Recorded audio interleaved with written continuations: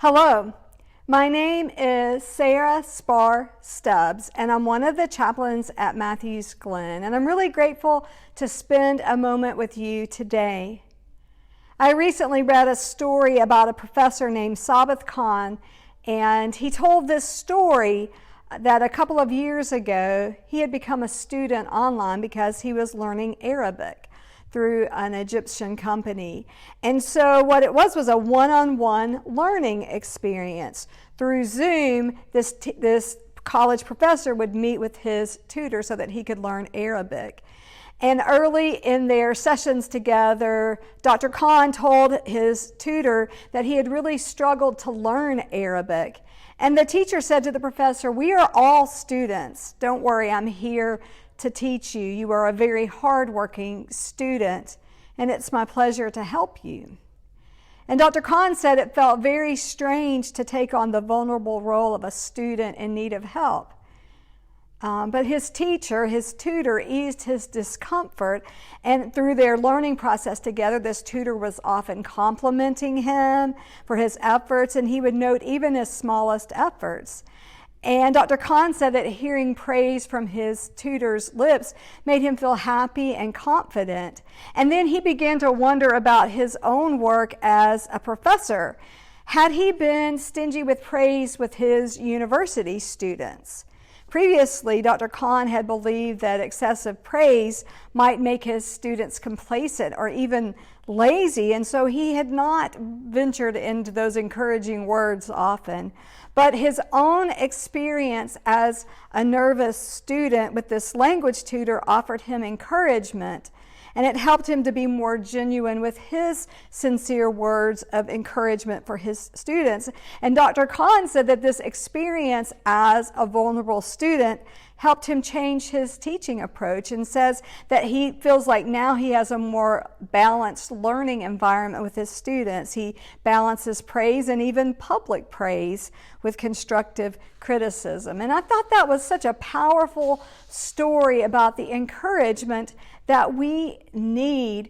And if we need that kind of encouragement, we need to give it to other people as well. Part of it is an expression of our faith. And so I began looking at several scriptures about encouragement after I read that story. And here's one from the Apostle Paul in Romans chapter 15, verse 2. To the Roman church, he said, "Each of us should please our neighbors for their good, to build them up." And so Paul felt like the Christian church of Rome was there to build up the people around them rather than tearing others down. Our work is to build each other up. There is a poet named Mary Oliver, and she said in a poem of hers, the last line of this poem says, "Tell me what it is you plan to do with your one wild and precious life." And I think about those words. We have one shot at this wild and precious life. And are we going to use our energy to tear people down and point out all the ways they're wrong? Or are we going to use our energy to build people up and to encourage them? And so this story from Dr. Khan and this scripture from the Apostle Paul invite us to consider how we might use our one wild and precious life to build up. As Paul said, each of us should please our neighbors for their good, to build them up. Who is it that needs our encouragement? What if we just assume that everyone needs our encouragement? We can pay attention to people. We can do things even today that help us to encourage others. I read an article about how to become an encourager, and this writer said, do one easy thing now. Have that conversation, write that text message, make that phone call.